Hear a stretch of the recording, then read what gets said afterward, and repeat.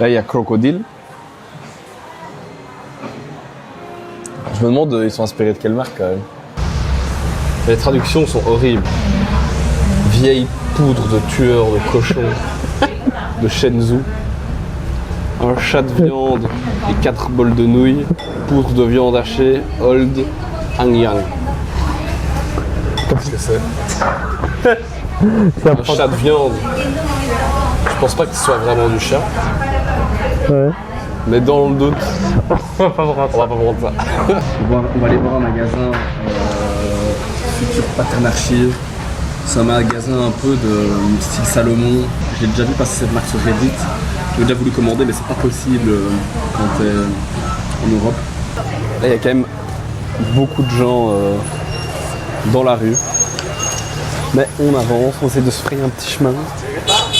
On est dans une rue où il y a beaucoup de designers chinois. Et les boutiques sont vraiment cool. Là, j'ai pris un beau petit pull. Donc là, on est chez FPA, donc Future Pattern Archive. C'est une marque chinoise d'activewear. Et c'est vraiment cool dans leurs pièces. Il y a des pièces, des manteaux un peu style Gore-Tex. Je trouve les coloris assez intéressants. C'est quand même vraiment très bien fini. Un manteau comme ça coûte une petite centaine d'euros. Et sinon, il y a aussi des puffer jackets avec du duvet de canard ou d'oie. Je trouve la marque vraiment grave cool. J'avais déjà voulu en commander, mais c'est pas possible quand t'es en Europe. Et je trouve que ça tue. La boutique est cool. La boutique est cool aussi, ouais.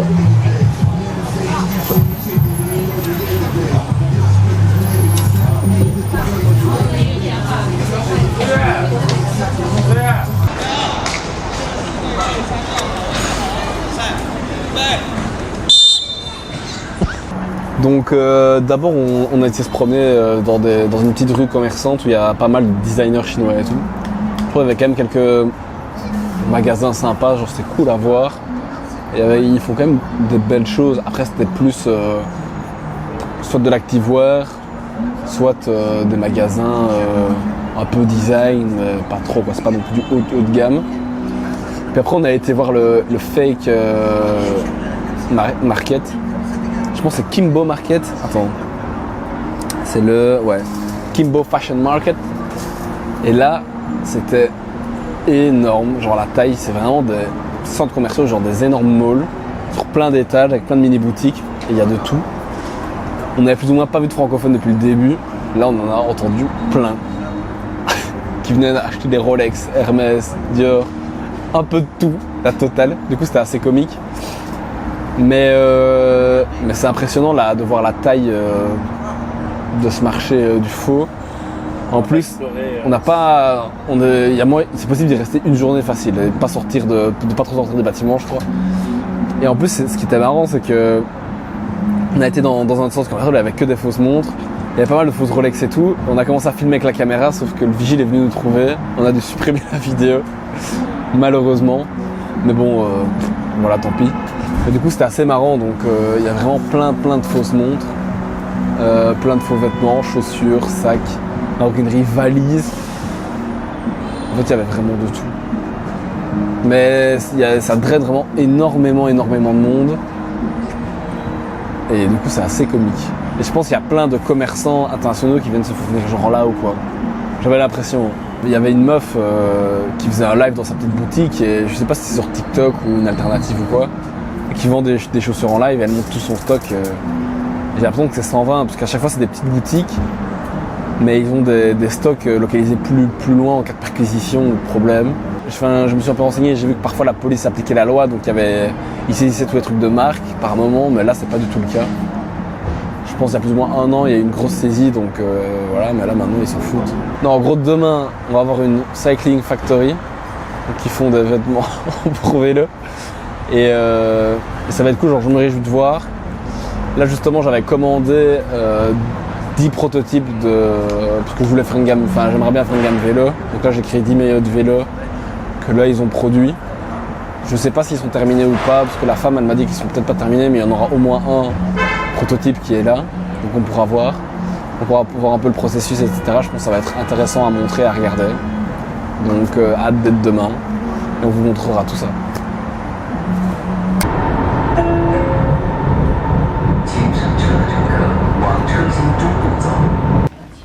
C'est aujourd'hui, là on est dans la première usine. Là j'avais fait un sample du premier maillot de vélo mosaïque. Je suis vraiment content, la qualité est vraiment top. Ici c'est des manches aéro. La finition elle est vraiment bien faite. Derrière ça donne comme ça.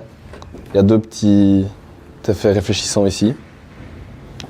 Et je trouve que ça donne vraiment bien, je me réjouis de tout recevoir. Donc ici, il y a aussi leur marque, M-Cycle. C'est un peu un showroom où ils montrent tout ce qu'ils produisent, etc. Ils font principalement des vêtements pour vélo, mais aussi pour du running. Et en gros, c'est avec eux ici que j'ai lancé mes premiers prototypes. Donc là, j'ai fait 10 maillots de vélo, parce que j'aimerais bien sortir une gamme vélo avec Mosaïque à terme. Et donc du coup, je trouve ça vraiment chouette de venir se rendre compte de comment ça se passe, de pouvoir toucher des matières, comparer, parce que souvent tu as des catalogues photos, alors ils doivent t'envoyer les color cards avec les différents types de tissus, etc. Donc je trouve ça vraiment intéressant. Et on va faire un petit tour de tout ce qu'ils proposent. Mai, c'est leur marque ici en Chine. Et en fait, c'est M-Cycle, c'est le nom de leur marque, mais à l'international, qui vendent beaucoup en Amérique du Sud. Donc ça, c'est le rembourrage qu'il y a dans les shorts et pantalons de cyclistes. On voit bien que c'est pas les mêmes types de rembourrage et que c'est pas du tout les mêmes qualités. Enfin, pas les mêmes qualités, mais il y en a qui ont l'air vraiment plus confortables que d'autres. Pour customiser les lunettes, c'est 300 pièces. Et là, il y a des exemples de ce qui sont déjà faits, mais après, encore une fois, tout est personnalisable. C'est juste des exemples. Elle a dit qu'il y a entre 60 et 70 personnes qui travaillent ici dans l'usine. Ils ont 2 étages. Par contre, on pourra seulement filmer les vêtements Mosaïque qu'ils font ou leur propre marque, mais pas les marques pour lesquelles, de leurs autres clients. Quoi. Il y a beaucoup de sortes de fils. Et ils ont toutes les sortes de fils pour matcher avec ton design. Okay. Donc ça, c'est leur marque. Là, c'est bientôt le Nouvel An chinois. Donc, il faut savoir que c'est que le Nouvel An chinois, tout le monde rentre dans son petit village, etc. Donc, pendant 3 semaines, 1 mois, il n'y a plus de business en Chine. Tout ferme. Donc, c'est pour ça qu'il n'y a pas tellement de personnes dans les ateliers en ce moment. Ce qu'elle disait, ce qui est assez intéressant, c'est qu'ils font plus ou moins 20 000 pièces par mois. Donc, ici, il y a vraiment toutes les différentes couleurs, avec les différentes matières. C'est ici qu'ils les stockent. Donc, en fait, ils reçoivent de gros rouleaux comme ça. Un rouleau de tissu, tu peux faire 200 pièces. Après, on va voir, parce qu'en fait, toutes les matières, elles sont quand même assez différentes. Puis, il y a toutes les couleurs. Et puis, ils peuvent créer des couleurs juste pour toi, quoi. Donc, c'est leur machine d'impression principale. Elle vient d'Italie. C'est une marque vraiment connue. Et donc, ici, on peut voir les différentes pièces qui vont être imprimées. Donc, ça, c'est typiquement, ça, c'est une étiquette de colle avec la taille. Il est mis Medium M Cycling. Et il y a différentes parties des pièces. Et en gros, le résultat du print est à la sortie de la machine ici, quoi. Donc ça, c'est du tissu blanc pour imprimer dans le tissu, quoi. Et donc du coup, on peut faire plein de couleurs de tissu et ça part pas d'un tissu coloré comme de l'autre côté, en fait. Donc ça, c'est une référence de Direct, YKK. Donc ça vient du Japon. Et en fait, c'est ici qu'ils stockent tous leurs accessoires. Et donc on peut voir les différents types de tirettes, etc. C'est du rayonnage. Ici, c'est leur entrepôt, donc c'est ici qu'ils stockent tous leurs vêtements. Donc là, il y a des lunettes, il y a des chaussures. Et ensuite, ils font leurs expéditions, soit aux revendeurs qu'ils ont en Amérique du Sud, en Asie, soit ils envoient directement depuis les expéditions qui sont faites depuis leur site internet. Our hot selling fabric. Yeah. Yeah. And for the second baby shorts have many different pre-dyeing ones. And this is just a part of our padding choice for you.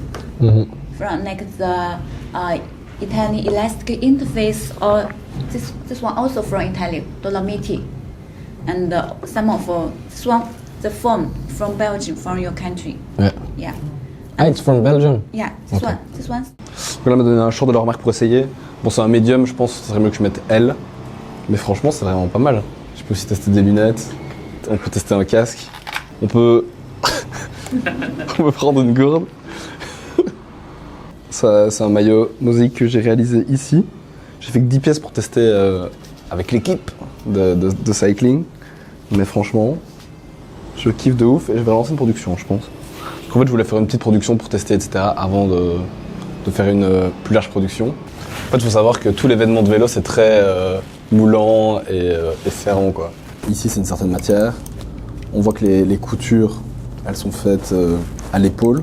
Il y en a des très différents où typiquement ici les coutures, elles sont pas sur l'épaule, elles viennent comme ça. C'est bien de prendre au moins 3 maillots avec de différentes matières, différentes coutures, etc. pour pouvoir tester, voir ce que tu préfères, etc. se rendre compte quoi.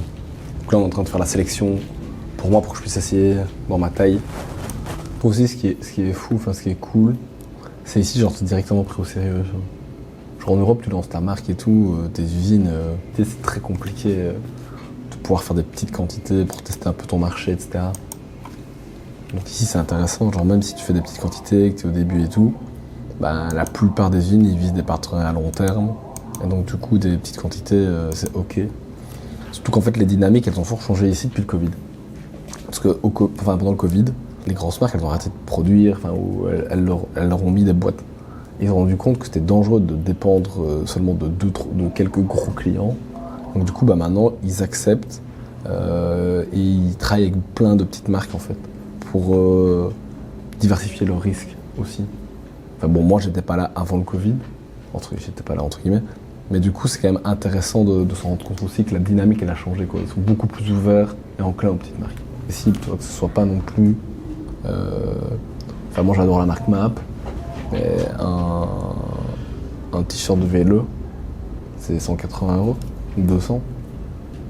Et alors que c'est made in Italy, mais c'est pas spécialement mieux qu'ici. Et à faire, ça leur coûte, vu les quantités qu'ils font, ça va leur coûter. En gros, elle est adorable, elle nous a commandé à manger. Oh, notre petit repas de midi.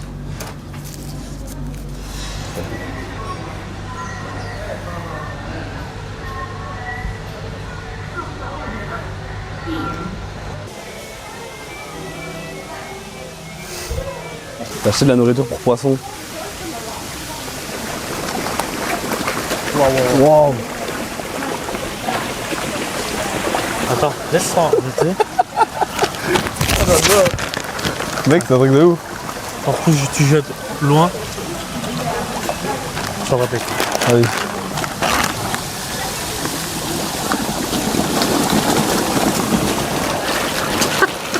T'as vraiment lancé ça en mode. Tenez. J'ai l'impression que c'est de l'eau bénite, tu vois. C'était vraiment chouette comme expérience de voir l'usine, tout le processus de fabrication, etc. Puis là, on est posé dans un petit parc, on nous a recommandé pas très loin de l'usine. Là, on va rentrer à l'hôtel, on va changer d'hôtel pour la dernière nuit ici à Guangzhou, enfin à Canton quoi. Et après, on ira faire un tour sur le marché électronique et peut-être quelques autres trucs. On ne sait pas encore trop. Bon là ça va déjà prendre 1 heure de rentrée, il va être 16h, donc ça prend vite pas mal de temps quoi. Ok, donc là on est au marché de l'électronique, juste en face de New Asia, c'est un mall. Là on est dans le mall où il y a toutes les composantes de téléphone, etc., d'appareils photo. Donc là Nourkan va justement faire changer sa vitre arrière, ça coûte 20 €. En Belgique je sais pas mais c'est plus de 100 €. Et de l'autre côté il y avait tous les accessoires. Donc lunettes connectées, caméra, clavier, souris.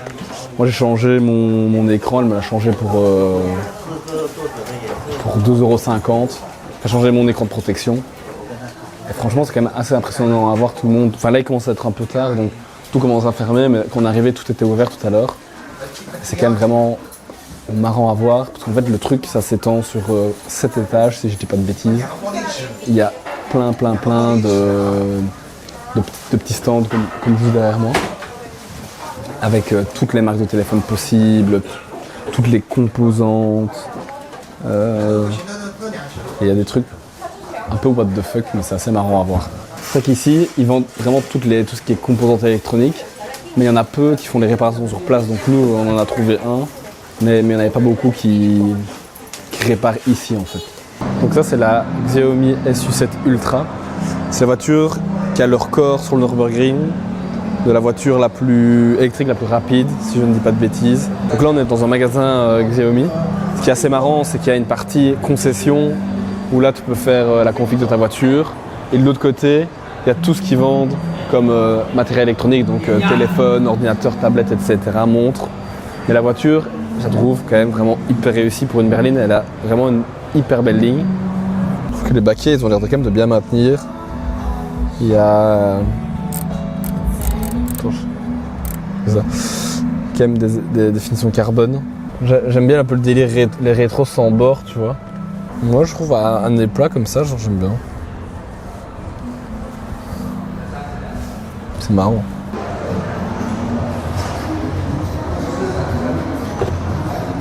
Putain, la poignée, c'est phasant. Cette config quand même osée. Hein. T'as le GPS là. Je trouve que c'est hyper réussi. Non? Moi, je kiffe de ouf.